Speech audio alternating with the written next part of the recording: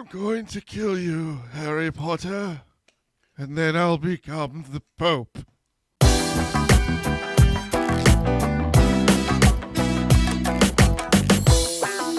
Ladies and gentlemen, welcome to a brand new episode of Two Peas on a Podcast, where we review the latest and sometimes greatest movies every week. Gerald is here with you, of course, and over on the other side is the new Pope. He's just been announced. They just threw a burning ballot into the chimney, and the smoke is rising above Italy. How are you, buddy? I am here to declare my candidacy for the papacy. I will defeat you, Harry Potter. Oh my God! Are you? All I can do is do the whole episode in that, just in that voice. Yeah, just the whole. No matter what we're talking about. Yeah. I really should. What's up, baby? How you doing, Dan? Thank you very much for being here. My apologies. It was my fullest intention to be here for Lose. Jason, of course, one of our patrons, suggested it. I really did want to be. Last week was literally like the week from hell for me. So I legit I could not. I couldn't. It was. And last week the shitty thing is too is even after the recording. Because you guys did the recording Monday night. I would have had time to... It's a 70-minute movie. Right. I would have had time to squeeze it in, but Dan had already watched it, and I didn't want to make Dan edit 3 people on a Monday, and I didn't want to make Dan have watched the movie for nothing and tell him just not to do it. I'm sure Dan wouldn't have... I'm sure Dan would have made accommodations because he's good like that, and we love him. But thank you so much, Dan, for filling in for Lose, which sounds... interesting, but I'm here, and we're here to talk about Jesus. What a fever dream that fucking movie was. I guess you didn't get a chance to. You never watched Lose. You haven't seen it. No, I didn't get a chance to watch it because literally. Wow. So it's 7:30, 8 o'clock Monday, and I'm like, all right, I can watch it. I can still fit this in before recording time right now. But I cooked after a hellacious day of work.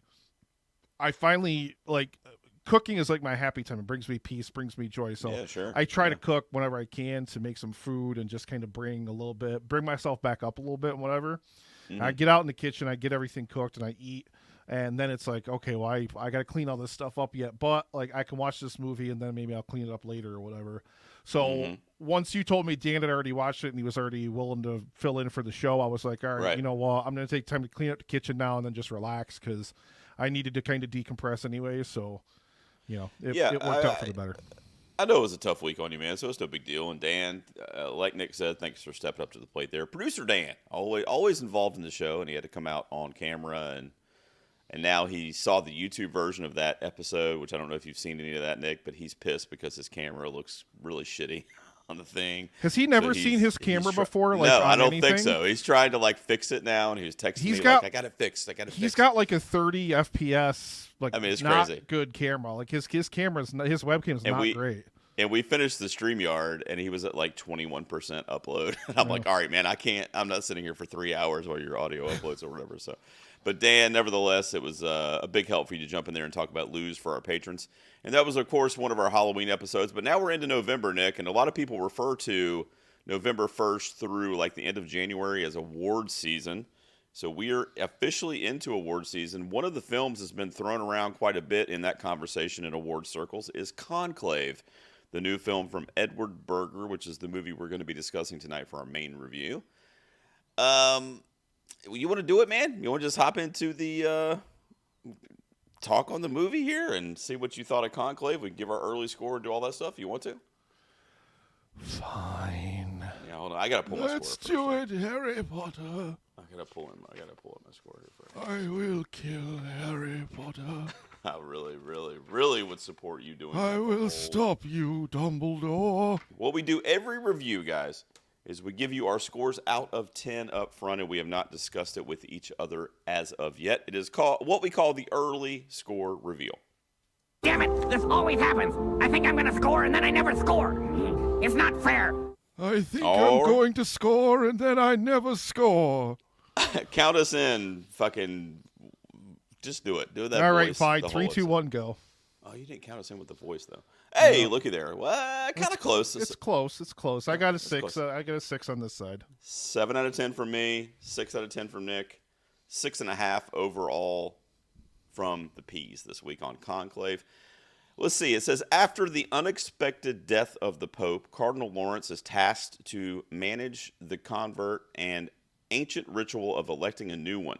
Sequestered in the Vatican with the Catholic Church's most powerful leaders until the process is complete, Lawrence finds himself at the center of a conspiracy that could lead to its ultimate downfall. Conclave. I mentioned directed by Edward Berger, obviously a 2024 film. And he did last year, which got a lot of Oscar love as well in terms of nominations and BAFTAs and other award circles as well. All Quiet on the Western Front. Did you ever see that one, by the way, Nick? I was going to ask you. Really great movie. Love that film. Yeah, so really that was good. This is his follow-up, Conclave. Let's do some spoiler-free thoughts. We will let everyone know when we get into spoilers for Conclave, because there definitely are some spoilers, especially when you get in the second half of this film. So we'll wait till we get there. But general thoughts, Nick, where did this one sit with you? I mean, a 6 is a pretty decent score. Where does this one lie with you? 6 is my lowest recommend. And I'm going to recommend this with the extreme caveat that if you're someone that just enjoys watching film performances, then you might get a little bit of something out of this. That's literally, I promise you, the only thing that gets this movie over the line for me. Other than that, it's as dry and as niche a material as you can possibly think of to make for a film. I mean, it's basically a political thriller, but it's wrapped up in robes and the vestiges of Catholicism and the Vatican. So, this is not my cup of tea for a movie. I could have watched Florence Pugh this week, guys. Florence Pugh. I know. In theaters right now. I could have seen Pugh, but he's like, no, go see Voldemort dress up as a cardinal instead. So I'm like, all right, fine. Like I said, I mean, good performances. I think Ray Fiennes is really good here. Lithgow's barely in this, but he's good for what they give him. Same thing with, God, now I forgot. Tucci. Yeah, Stanley Tucci. Like the cast is really, really good in this. I'm not going to lie. I can't see where this is going to fall in award season. This is too niche. And granted, I'm so disconnected from this life, this circle anymore, because I really don't care about it anymore. But I really don't see where this is. I hate you. I don't see where this is going to plug into maybe costume design, things like that. It's going to plug into maybe a few niche awards at the Oscars. It's not getting any of the main players, I don't think. I don't think it's a widely appealing enough film for people to really like champion it or anything like that. I don't think it's a bad film by any means. It's expertly constructed, very, very well made.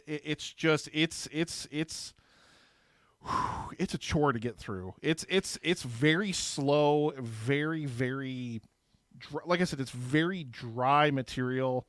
It's not a big showy. I think you would agree with that. It's not a very showy piece. It's not a very big bombastic performances, huge showy piece. It's a very quiet, very meditative kind of quiet performances that I think have a lot more going on under the hood than, and it's up to the actors to kind of bring that out in their performances. And like I said, they all do a really good job. It's just like a little bit more than fine. Like, this is my fine rating. It's #fine. Copyright Dan Brennick 2024. All rights reserved. Don't get sued. Yeah, let's make it through the year without getting sued by Dan Brennick. Look, man, this thing kind of rocks. If you're asking me, I was transfixed. I was really enthralled in the proceedings in this film. I will agree with you that it is a very quiet watch. It's very subtle. There's not a lot of even the plot twists in the movie, which obviously I don't want to talk about quite yet, but even the plot twists in the movie are delivered very quietly and very kind of like matter of fact, and then you have to kind of reflect on it. Or, if you're not super, super into the plot when those things happen, they don't even really hit like plot twists, but then if you stop and you think about it, you go, oh shit, that guy did that, or that's that, or whatever. And it does kind of have a little more gravity to it. So that was an interesting way to kind of approach it.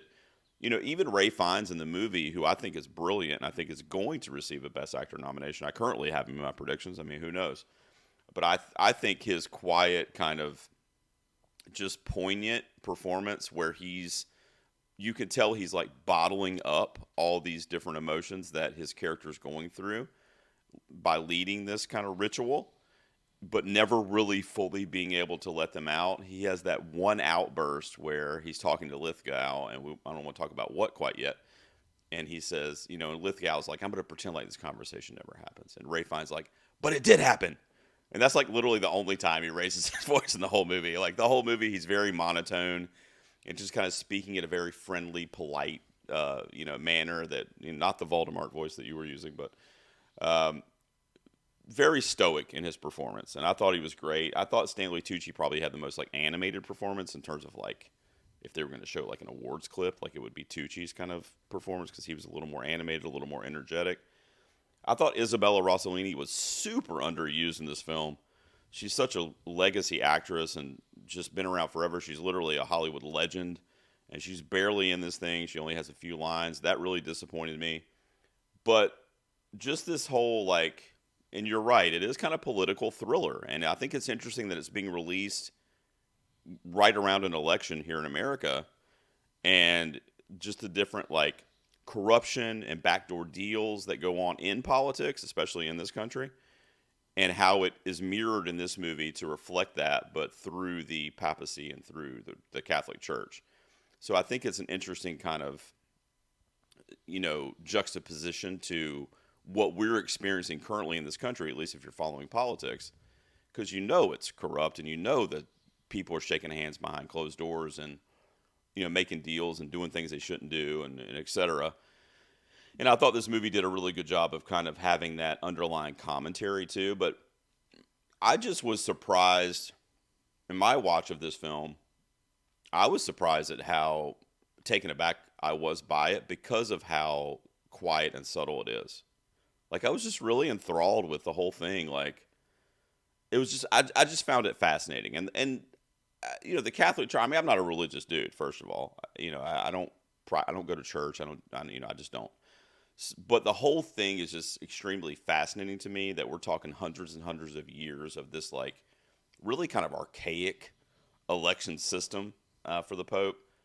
And the way this film presented that to the audience, regardless of their connection to the Catholic Church, I thought was also pretty extraordinary. So I really liked it. I was actually between a 7 and an 8 on this film.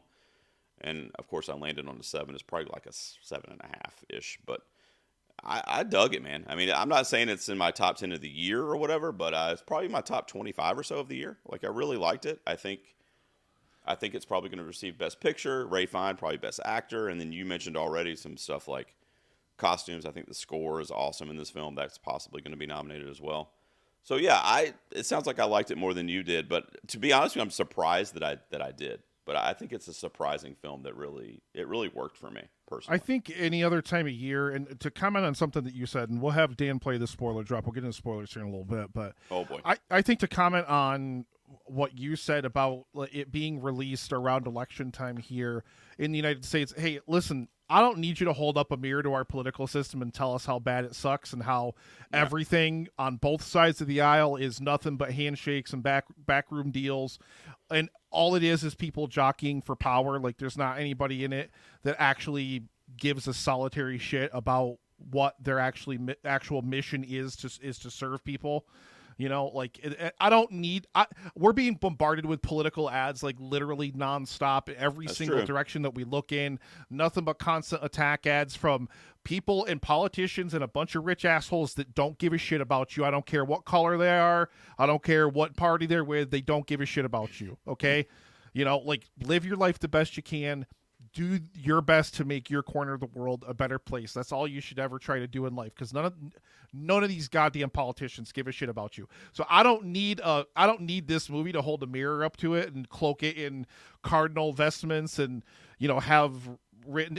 I didn't need this during political season. That's probably it. If I would have watched this any other year or any other time of year, I probably wouldn't have. It probably wouldn't have barked me quite as much, because it's like, I don't need this right now. Like I'm already I'm watching football today. It's like literally an absolute bombardment of political ads about this. It's like, but like I said again, it's just people jockeying for power. They don't really actually give a shit about you. They don't give a shit about your cause. They don't give a shit about your color, your creed, your religion. You don't give a shit about any of it. They just want power. That's all they want. And but to take that sentiment, I don't need that in a church movie to be like, here, Right. Hey, no, I get that. Everything's politics. Hey, I knew that before I sat down in the seat. I didn't need you to tell me. I didn't need you to tell. And that's I think the biggest thing that really frustrates me about this movie is there's a thing that happens in cinema sometimes where I feel like it's a filmmaker taking a big, giant, cartoonish hammer and just whacking the audience over the head with it, like over and over and over again. Like, even this noble institution that we're all supposed to give a solitary shit about or whatever, even this is just plagued with politics and people jockeying for power and all that kind of stuff. Right. And it's like Berger just smashing you over the head with this hammer over and over and over again. Everything's politics. Like, I don't need that in my life at all. I think to that sentiment, and I get what you're saying, because believe me, I'm over it too. I mean, as we're recording this, we're 2 days away from our national election here. By the time this episode airs, we'll have a new president-elect. I mean, it's everywhere, regardless of what your affiliation is. You're probably tired of seeing Gerald Morris. But to that sentiment, though, I think it's interesting that it does take that top-down view, though, because it's like, yes, you and I are in agreement that it's enough is enough already with political ads and them not caring historically about the public and whatever. But it takes that kind of like top-down view where you look at it through the Conclave perspective in this movie, and at least me, and I go, wow, even something as pure and holy, and I'm doing air quotes or parentheses or whatever, as that institution, that age-old institution, that corruption has kind of bled into that pure, holy kind of sacrament. And this I might don't know, have been. I thought it was an interesting commentary. I get what you're saying about This might have been a force-fed landmark to you. movie about like church politics if it came out like 50 years ago. But after True. all the sex abuse scandals and all that other kind of Yeah. stuff that has come out about the church in the past 20, 30 years or whatever, it don't hit the same. Like this is nothing sitting down in that theater that it's like, well, of course they're all just dicks jockeying for power and being racist and all these other kind of things and just being giant shitheads. They don't care about the mission of the church. They don't care about all the good things that the church is supposed to do. They just care about trying to get power within it. Like, like, I don't know. Dan, play the thing. Let's do the spoiler thing. Yeah, play the talk promo about break, and we'll come back. We'll talk spoilers. We'll be back in just a minute. All right, welcome back, ladies and gentlemen. We're going to continue our discussion of Edward Berger's Conclave, and we will be getting into spoilers the rest of the episode. I don't know what we're going to talk about, but we are not going to worry about spoiling it. So if you have not seen the movie yet, please come back after you do before you listen to this portion of the episode. All right, so we kind of touched on some things that worked for us in general, Nick, leading into the break there. And Conclave kind of starts out as, I don't know, man, kind of an emotional like drama in the beginning with the Pope passing away. Lawrence is there, played by Ray Fine. Stanley Tucci is there. Bellini in the film. John Lithgow, who plays Tremblay, is there. And they're all kind of around the elder Pope who had just passed. And I felt genuine emotion at least from Ray Fine and Stanley Tucci in that scene where obviously they're sad that the Pope has passed on, but it seems kind of personal to those two characters in particular. We have the scene of the single tear with Ray Fine there when he's crying kind of in private at losing his friend and the Pope. Where did you think this, first of all, let me start by asking you, what did you really know about Conclave before going to see it? Like, did you think this was going to be like a drama, or what did you think this was? I mean, I'd seen a trailer for it, and I assumed it was going to be, I mean, it's an award season-y kind of, you could tell just from the trailer, it's like an award season-y kind of, again, one of these kind of niche, quiet little dramas that'll get, like, even if Gerald is right and this does get some kind of nomination, even in the acting side of it, I don't necessarily see it just because the Academy won't think it's a showy enough performance. But, like, even if it does, it'll be that kind of film that gets nominated but never wins. It's just like the token nomination to recognize the art in it. So when you see the trailer, like, I immediately got that impression that it was just going to be some kind of just some kind of drama or whatever, some kind of. Well, it started out whatever. that way, and that's why I asked, because it does kind of evolve into this, like, I don't know if thriller is the right word, because we're both kind of in agreement that it's a pretty subtle, quiet movie. But I mean, in other words, if you read this on paper, and it was like a book, which maybe it is, I don't even know, but it is based on a book, yeah. Okay, yeah. If you're like reading the book, then I feel like it does kind of take on that, like, almost like James Patterson-esque type, like thriller, like political thriller. Before the halfway point of the movie, we start to get some of the plot twists, and we'll get into some of those. But my point is that when it started, it was like a really tender, like beautiful, kind of dramatic movie, and I didn't really know. Like I liked it, but I didn't really know. I didn't want 2 hours of it.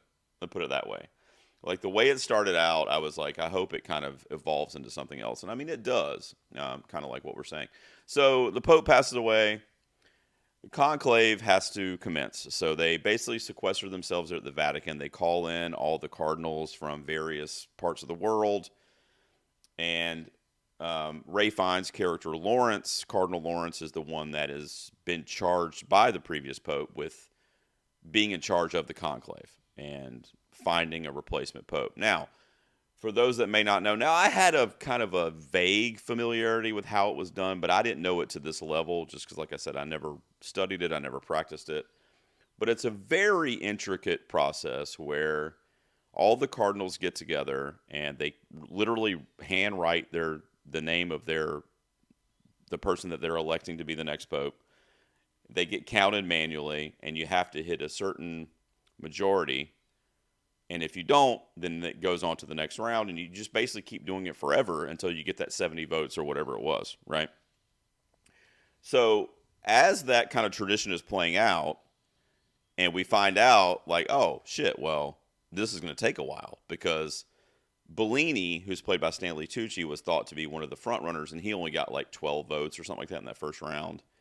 And nobody liked Tremblay. What was the other one that people didn't? Tedesco is the one you're thinking of. Tedesco, yeah. So Tedesco got a lot. He got like 30 or something, and then Tremblay got a few, right? So, then Adeyemi got a bunch of them too. Right. The black guy. Lucien Masmati was the actor, also really good in this movie. Yeah, he not was a bad really good. Performance in this movie. Really, there's really not. I agree. But anyway, so there's a handful of guys that got a handful of votes, but nobody's even remotely close to the 75 or whatever that they need to become pope. They need 2/3 majority, I think, or something. Right. Like that. Yeah. So right away you go, okay, well, this isn't like we're going to be here for a while, or they're going to be there for a while. And we start to kind of see some of the unraveling.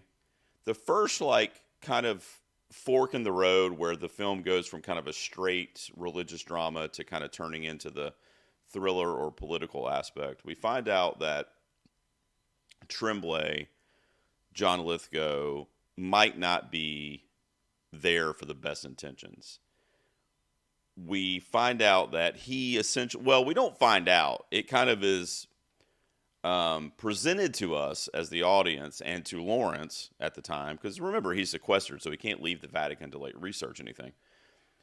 But it's presented to him and to us as the audience that perhaps Tremblay invited a previous mistress of, what's his name? Adeyemi,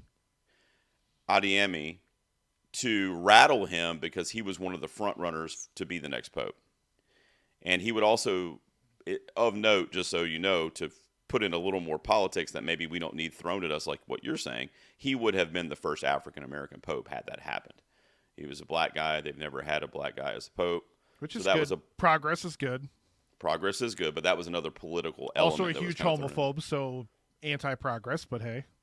Right. One step forward, one step back, So, yeah, so the mistress kind of like confronts him at dinner. They have like this kind of cafeteria setting where they all eat together, and she kind of confronts him. We don't really hear what she says or what they say, but there's a bit of a scene, and she throws a kerfuffle, if you will. Yeah, she like throws a tray at him or drops a tray or something and runs off crying, and it opens up this whole like kind of internal investigation because, like I said, they can't leave, where Lawrence and his right-hand man's kind of bringing him information from the outside, and Lawrence kind of comes to the conclusion that Tremblay brought her there in an effort to make Adeyemi look bad so that he would not get the votes.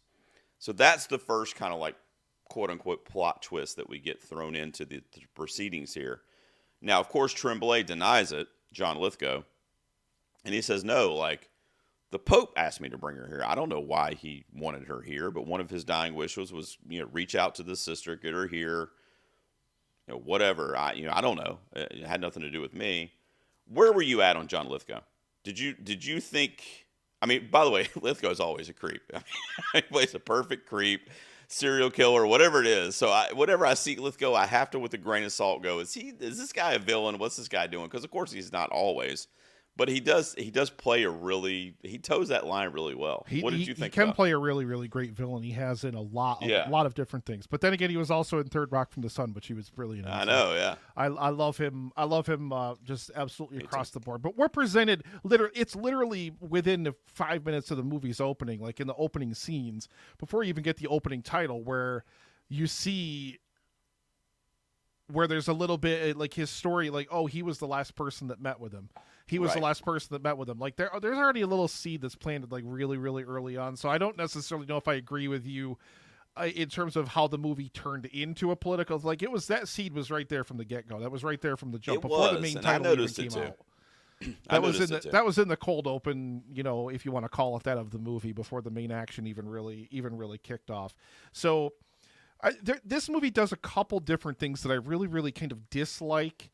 Okay. And if you really want me to invest in this story, I mean, to its credit, it is singularly meant to be from Lawrence's point of view, so we don't necessarily see things that Lawrence isn't there to see. Mm-hmm. But this whole process, it's really frustrating to me because there's a couple different scenes in this film where Lawrence has a conversation with somebody, and you don't really get that revelatory conversation or whatever in that moment. It kind of takes away that, like, and maybe it does that because it doesn't want to be schmaltzy. It doesn't want to feel like it's super Oscar baity. Like, it takes away the revelatory conversation with the character that he's having it with, and it waits until he confronts somebody else about it after the fact. You know what I mean? There's like a few different times that it happens. Like the sister, he goes to talk to the sister. It doesn't stay in the moment with the sister, though, to get the revelations. You don't get the revelations about what they talked about until he then goes to see Adeyemi to talk to him about what happened in that moment.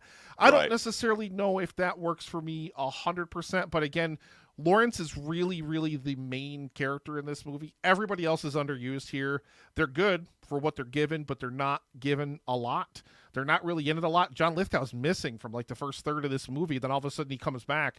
Like there's a couple shots of him here and there when he's sitting in and amongst the Cardinals and doing all the voting and stuff like that. But it's solely on Lawrence. So I don't know if that 100% works for me. I appreciate what the movie's trying to do, as it's trying to just stick to his point of view, his kind of series of events. But let me take this a step further, Gerald, because it also, I don't know if I really understand this whole process of the poping or anything.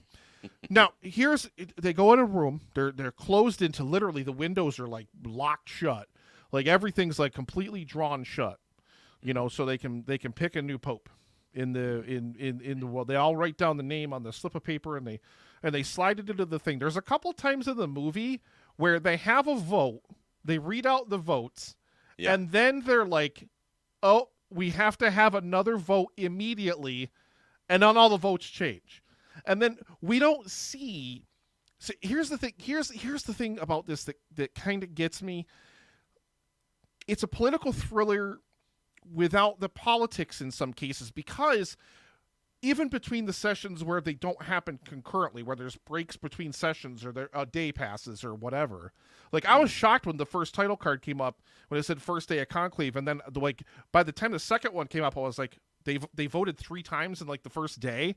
It's like, where was all the actual politicking between the Cardinals to jockey for position to do whatever? Now, again, that probably would have made me hate this movie more, maybe, because then it would have been a more outright political thing. But I kind of... And yeah, and also, it feels like that's missing from this movie. It feels like that should be some kind of... It should have been more of an element of this movie than it was, I think. And I of think the you're other right. cardinals going for power.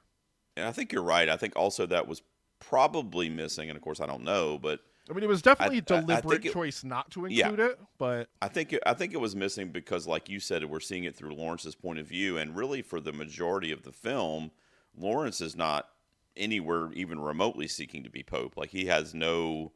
In fact, he mentions that he's basically quitting the church as soon as the conclave is over, and he has no desire to carry on in the church, and his faith is not strong enough to continue doing what he's doing. Definitely not to be pope.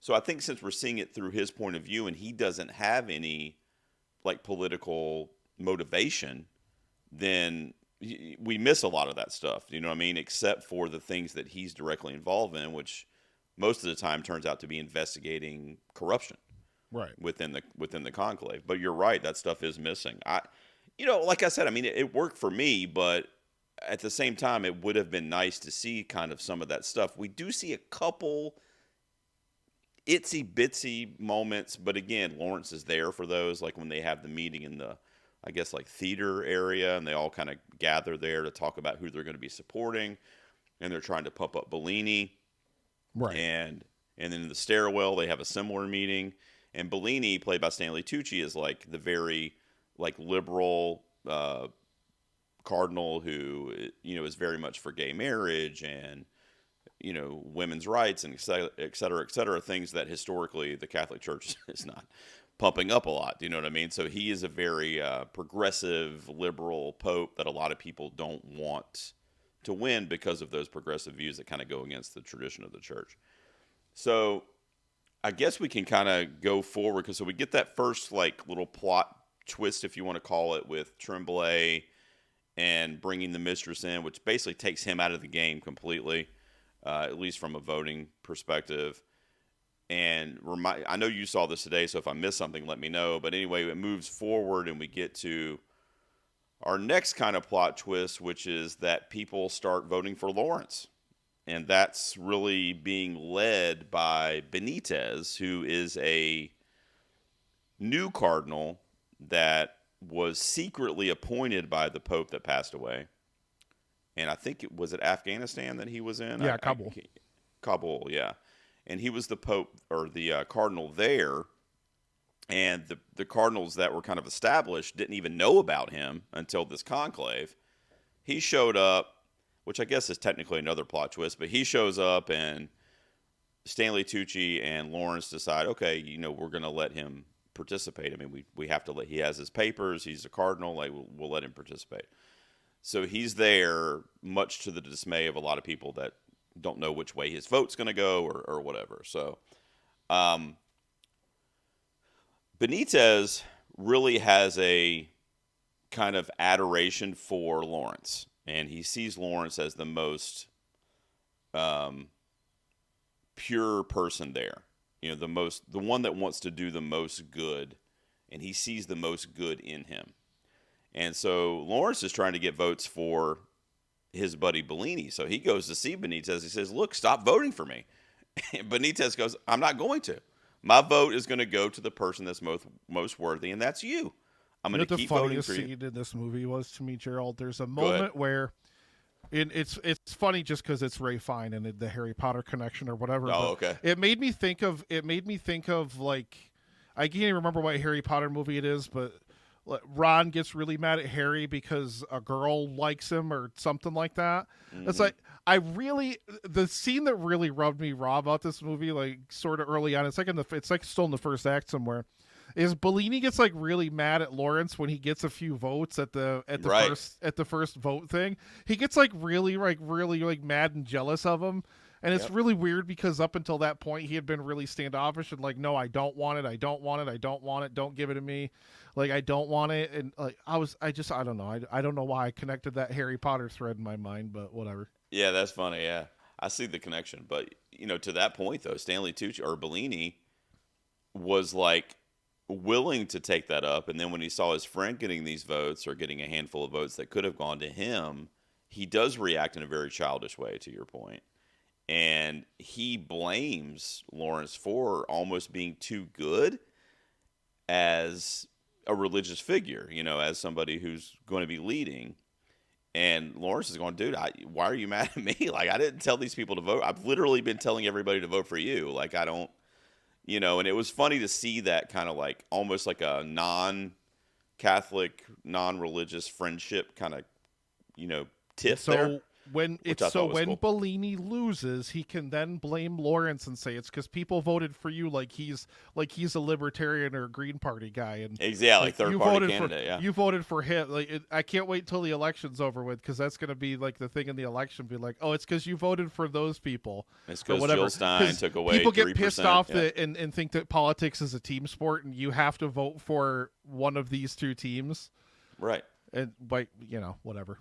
No, I'll try to get off my political soapbox. Politics just really pisses me off. No, it does. It does most people. I mean, so to stick to Conclave, which hopefully didn't piss you off quite as much, but Benitez, pushing Lawrence, behind Lawrence. Lawrence starts to get more and more votes, and there is another interesting layer to this movie that happens towards the final act of the film that I want to mention and see how it sat with you, which I also thought was maybe some force-feeding political commentary as well. But the whole final act of this movie is exactly that, yes. But continue. Well, yeah, but leading into that, again, when they have the giant hammer in Berger's hand, just swinging it as hard as he can at the audience, be like, "Do you get it? You get it?" Right. We'll get there when we get to the very ending, but yeah. Yeah, but the explosion there in the courtyard or whatever outside of the Vatican, right, that causes the wall to implode where they're having the vote. It blows in like a window or something. You're right, and it was right which I thought it was funny that they wouldn't have had that boarded up for like the next time they go in there. Like there's a shot of like the pages rustling in like the prayer book or something or whatever it was, because the windows are still just blown wide open and nobody decided to put a board over them or anything. Right. But it kind of blows in right when Lawrence was casting a vote for himself, which he had not done to that point. Literally, the moment I thought was interesting too. In one of the most overt moments of religious imagery in the film. Right, like this terrible thing happens the moment he does this, as if God's smacking his hand away from the voting thing and be like, no. Yep. Intervention. Yeah, divine intervention at its finest. Yeah. I wonder if his character saw that. So I wanted to mention that, and then we kind of get into the final act of the film, and it starts to kind of heighten up. The voting starts to get a little more tight. We start to see a little bit more of what's going to happen here. They have the explosion there. They find out that multiple people were killed, a bunch of people were injured. It was a car bomb and a suicide bomber. A suicide car bomber. They get some of the details of what happened, and the one, I don't know why I keep forgetting his name. Tedesco.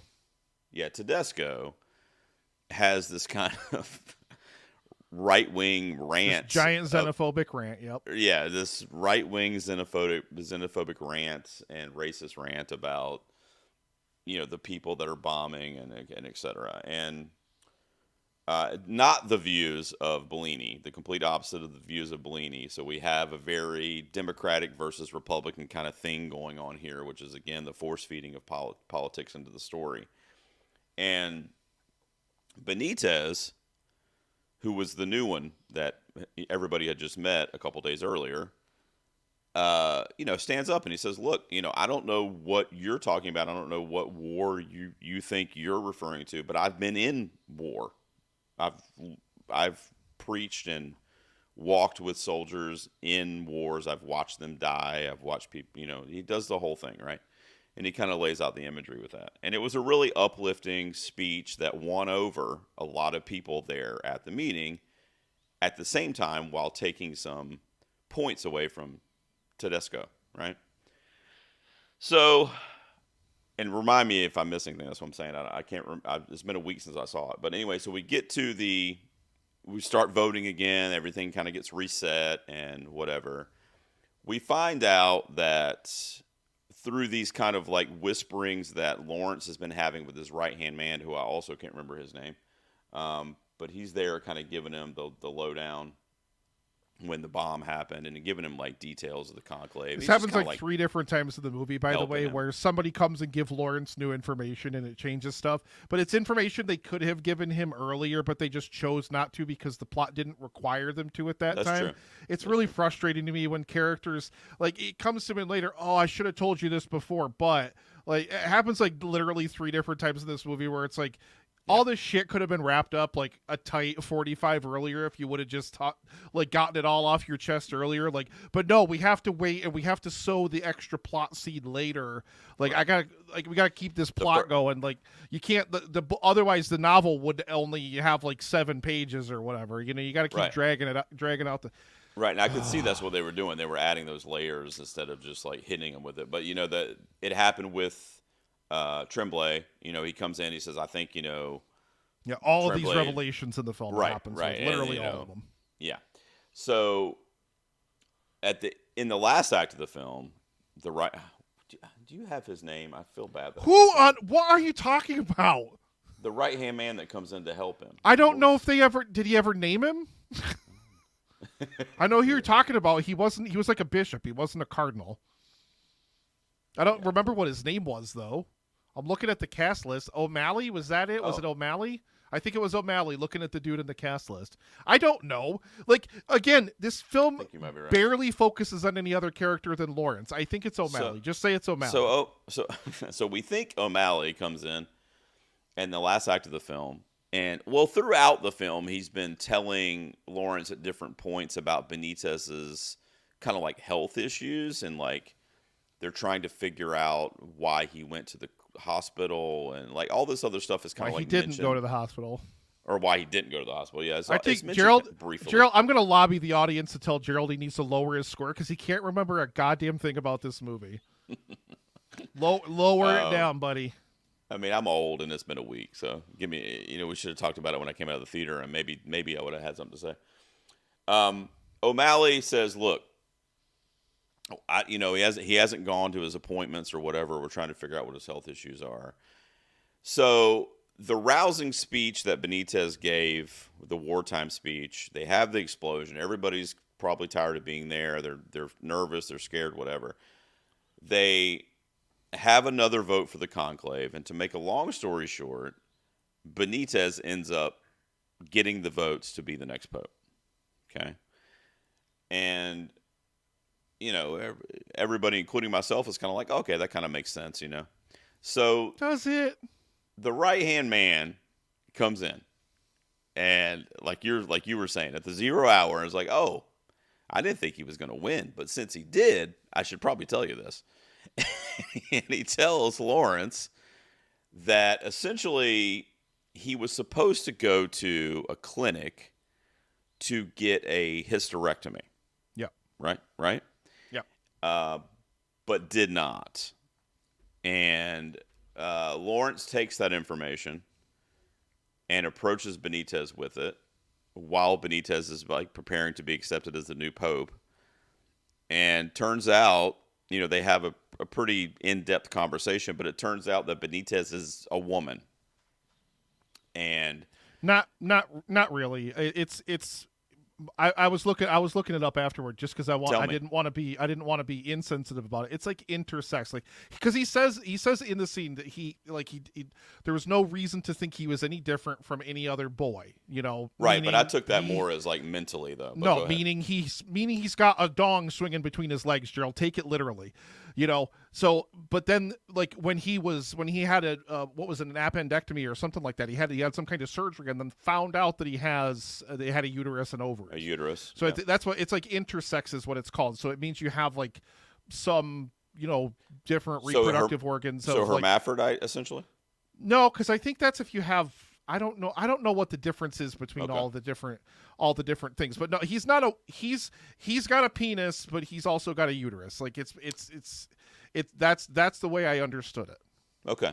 And not to be insensitive, but I didn't get that from the commentary in the film, and that's also because I'm an idiot, but I didn't research it after the fact either. I thought it was more so in other words, when he was talking about he didn't know why he was, or didn't think he was different from any of the other boys in the convent, I was thinking he like more mentally, because he wasn't attempting to practice sex or whatever. So yeah, he no, just, I took that as I've got a sausage you're right, hanging, probably. swinging between my legs.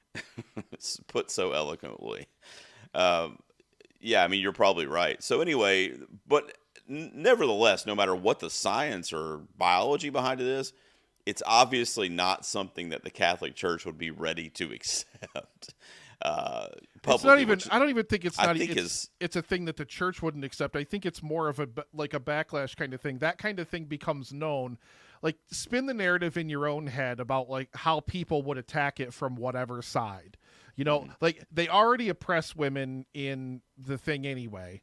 You know, Isabella Rossellini's character has like one really good scene where she ends up helping to reveal the information about Cardinal Tremblay, basically killing his chances of becoming the Pope and whatever. But essentially, it's a very, very archaic, very, very misogynistic system where women are still looked at as like they are the servants. Like there's no women in that room voting for the new Pope or anything like that. Like it's all dudes. And everything, so it's a very extraordinarily archaic. And the funny thing is I like that juxtaposition. It's a really funny kind of juxtaposition that Stanley Tucci's talking about how progressive his platform is about everything, but yet is still entrenched in this institution that is still so archaically against women and those kind of different things. Like so, some of the really entrenched misogyny and things like that, those are okay as long as we're progressive on XYZ issue. Like I said, it's funny when you bring up like the progressive spin on it is, oh, it's the first African American Pope. If Adeyemi would have won, and it's like, oh yeah, but he wants to stone homosexuals in the street or whatever they say about him. You know, so it's like I love that kind of double-sided coin. It just shows the hypocrisy of even like the progressive side of the coin, like that, you know, paying lip service to this is a great thing. Shh, no, over there. Go over there in the corner. You know, I like that about it too. But like I said, spin that narrative in your own head. You'd have really right-wing people being like, oh my God, a woman's the Pope, you know, or whatever. And all these kind of different things. Like the scandal would be Catholic Church sex scandal times 1,000. Right. Know? And I think that's the larger narrative too, is that's kind of the sad thing about the lack of progression in the Catholic Church is that, like you said, it's all old white dudes and always has been. It's like we're talking hundreds of years. I mean, it's like never going to change. I mean, at least not in our lifetime. It's never going to change. The people sitting at their little cafeteria tables eating their cardinal lunches and stuff like that, and like giving eyes over to the table of African cardinals and being like, well, we can't have a black pope, Jesus, right? You know, like I mean, yeah, it just to show like how these are supposed to be the people that we look up to, that we revere, that are supposed to be like the heads of this order and everything like that, but they're as baselessly racist and misogynistic and all these other sorts of things as whatever. And like I said, I like the political side of it only in that way where it's like I will cherry pick out the things that I feel like we need to like, but all these other things can remain entrenched. Right. Well, like you said, it just highlights the hypocrisy of the whole thing. Yeah. And really, and the same thing can be said for politics too. Yeah. So we have that kind of bomb drop, which I thought was I wanted to ask you, we got off into the logistics of it, but I wanted to ask you how that swerve worked for you, because it didn't like ruin the movie for me, but it was like a really just like strange left field plot device that I don't know was actually necessary to get the point of because the movie we've already just said is super political. I mean, we have the right-wing discussion in here. We have the liberal stuff with Stanley Tucci's character. We have Isabella Rossellini representing the lack of women. I mean, she has that great line in the movie where she's like, I know no one here thinks women should have a say, but God gave us mouths, so I have to talk, or whatever she said. It was a great line delivery she had in that one scene with all the cardinals there. But we have all that already. So I don't know. I mean, what did you think of this third act kind of swerve here from Berger? It's way too Hollywood and it's way too feel-goody. If this wants to be a movie that holds up a mirror to modern politics and shows the hypocrisy of it, how no one in politics really cares, all they really care about is jockeying for power, as I said earlier, it's way too Hollywoody and feel-goody of an ending that Cardinal that nobody knows, literally just rando dude from the outside, literally nobody's ever met him, nobody gives one speech and immediately brings everybody over to his side and wins everything. So it's almost a logic breaking kind of thing for me, and it's just because maybe I'm just so entrenched in my bitterness about politics that I can't get to an optimistic side of it.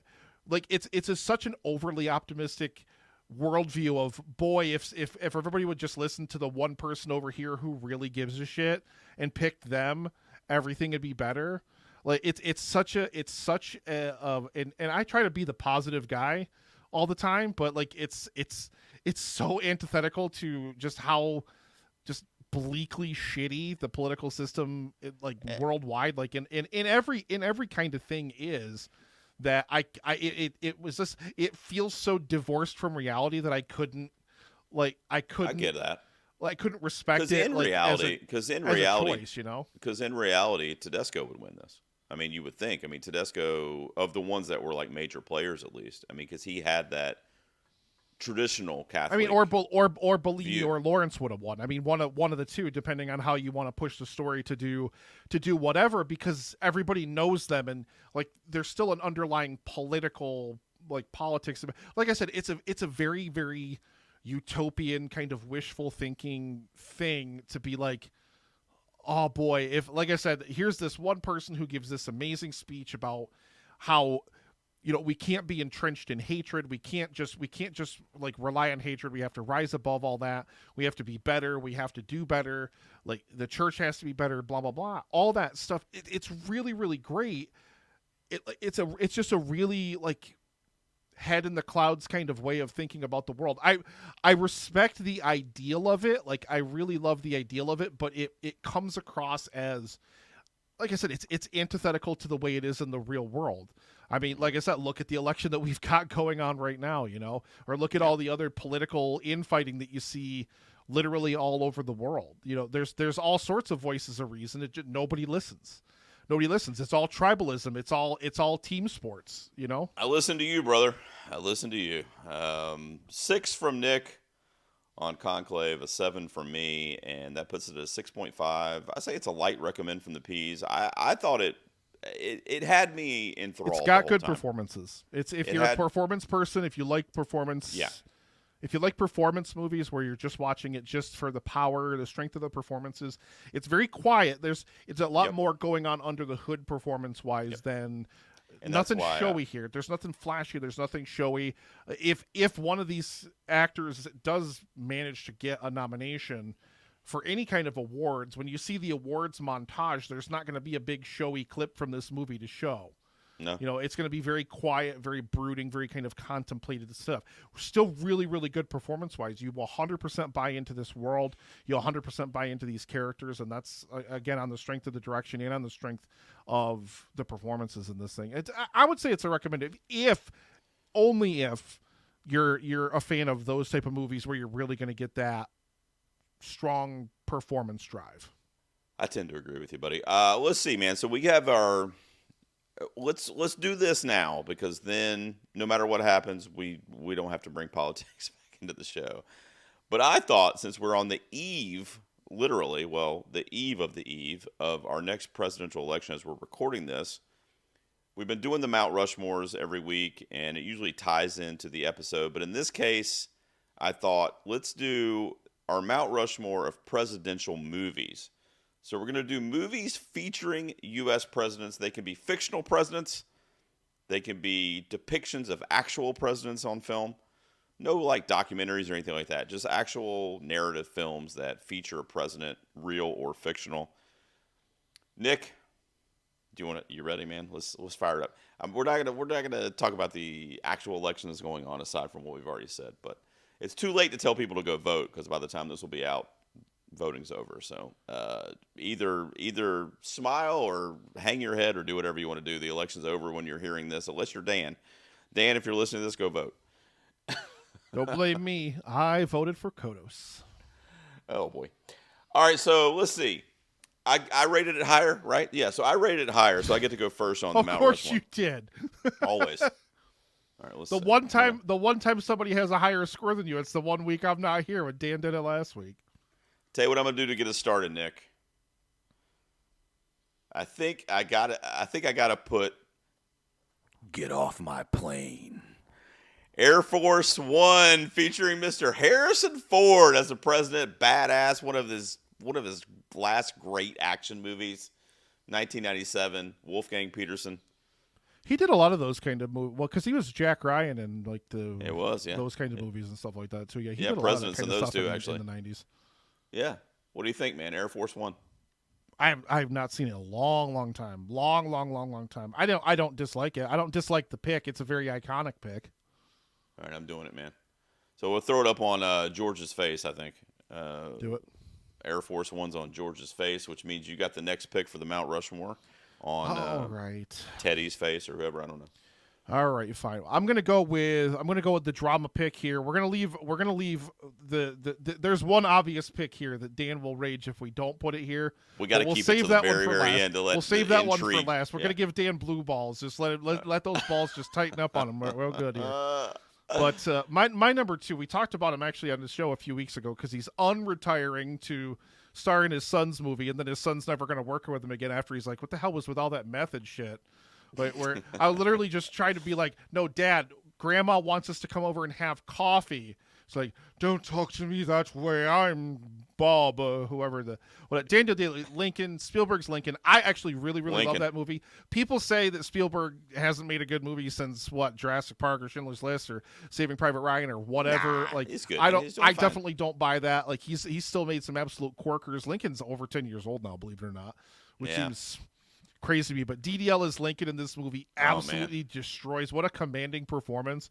Probably my favorite DDL, if I'm honest. Not as showy as some of his other performances, like name any other DDL performance, pretty much.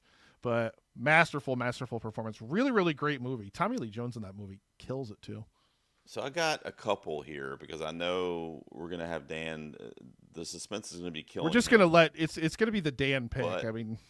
But let's talk it out. If you've seen these and you have a opinion, I've got one obvious one that I think needs to be in here, but I'll let you throw out your choices of what you think number 3 should be. Well, I got a couple. So first, I would say Clint Eastwood in The Line of Fire, with a great villain performance from John Malkovich, who wants to assassinate the president.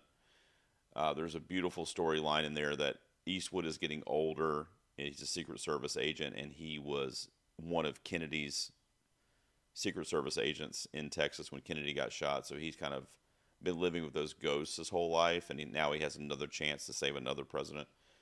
The only reason that I would think maybe not that one is because that's also Wolfgang Peterson as the director, and I got him for Air Force One. The other one that I was thinking of that is a possibility would be definitely different than anything we're going to have on the Mount Rushmore based on what we've been saying, but it's The American President from 1995. Did you ever see that? The Rob Reiner film with Michael Douglas, and he falls in love with Annette Bening, who's a reporter. His wife has passed, so he's like a single dad as the president. Michael J. Fox is in it. Martin Sheen. Never seen it. Have you seen In the Line of Fire? No. Okay, so you haven't seen either. So I can't really weigh in on it. Okay, I think in that case, I think I'm going to go. I would pitch because we have to pick the fourth one. We have to pick the fourth one as the fourth one. We have to. He'll quit, Gerald, and you're going to have to edit the show again. What would you want to pitch? What? I really love. This is probably a heart if we're doing a head versus heart thing. This is I really love Frost Nixon. I think Frank Langella in that movie as Nixon is incredible performance. We've got that's a comedy, right? That's more of a kind of like not a comedy. It's a comedy drama. I'm trying to remember that one. It's where Robert Frost interviews. No, I know I saw Nixon. it. I just trying to remember the tone of the movie. Okay, well, if you can't remember it, this is why he needs to lower his score too, folks, because he can't remember anything. I can't remember anything. Where am I? But it's not my pick. It's your pick. So you pick between one. You pick between one of your two. One of your two.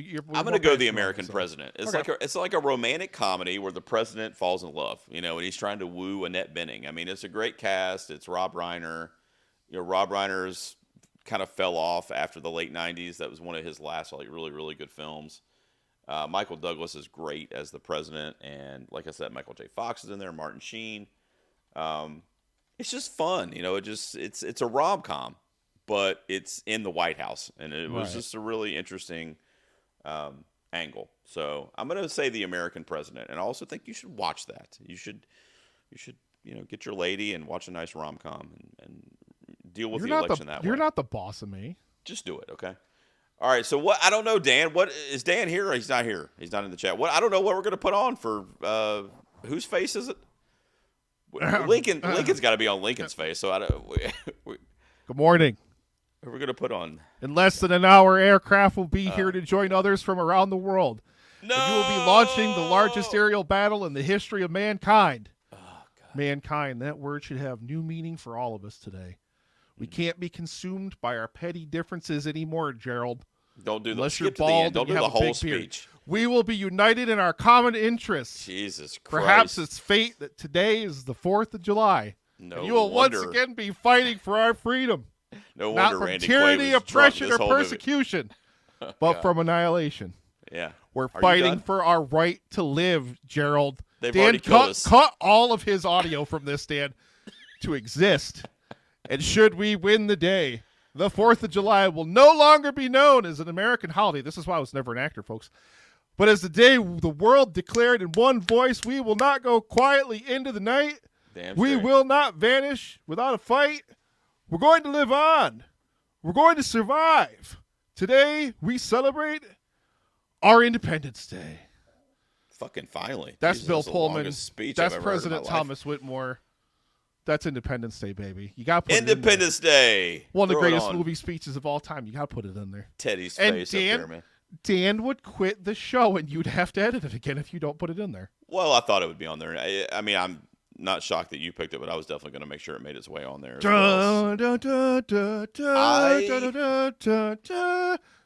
Dan started hearing the score in his head when I finished that. He was like, the applause and everything. He's clapping right now. He's standing ovation. ID for Independence Day on the Mount Rushmore. So what do we have there? We had Air Force One, the American President, Independence Day, and Lincoln. What was and Lincoln. There you go. That's our Mount Rushmore of presidential movies. Guys, we're older, bearded, somewhat, I guess, handsome gentlemen. Not and this we don't guy. Talk about movies. He's got his whole life ahead of him. But listen, if you're listening to this post-election, which if you're listening to it, it is post-election, it's going to be all right. It's going to be fine, okay? Just keep doing what you do. Take care of your family. Just life keep goes trying on. to make the world your little corner of the world. Just keep trying to make your little corner of the world a better place. Just do what you can do. Next week on the show, work locally. Local politics are so much more important in your life than national politics are. Try to make your local, where you live, try to make things politically better where you are locally if you want things to change. National, there's 400 million people in the country.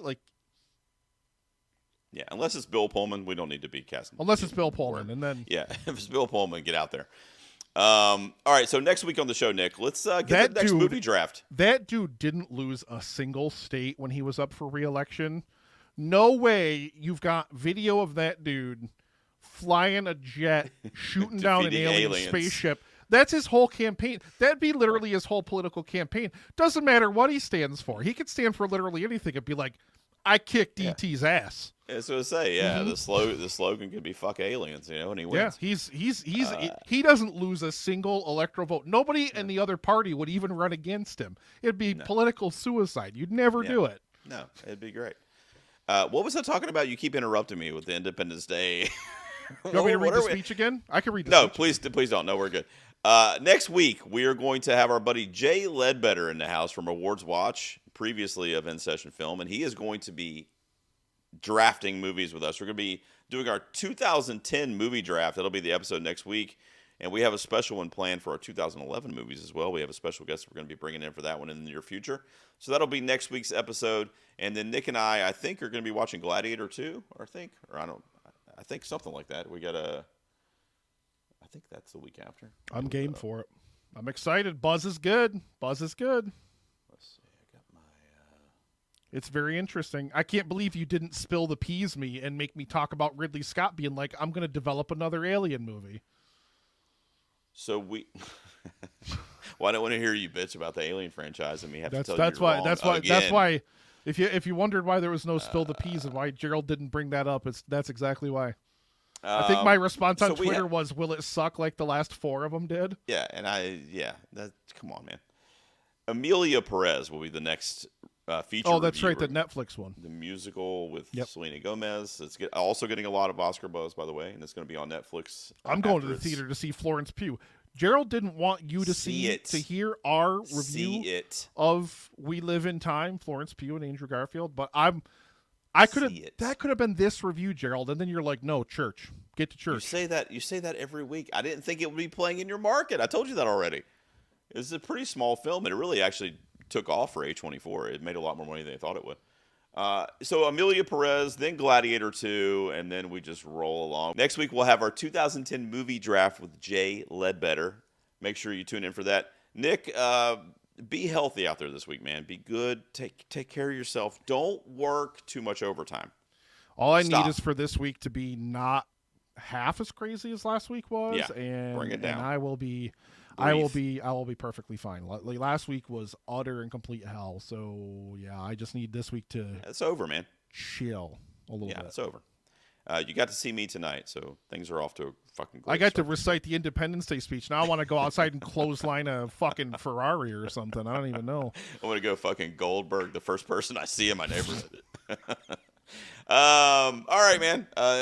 Do not go quietly into that good night. We will see you next time. We do our movie draft next week. Nick, take care of yourself, man. I'll see you then.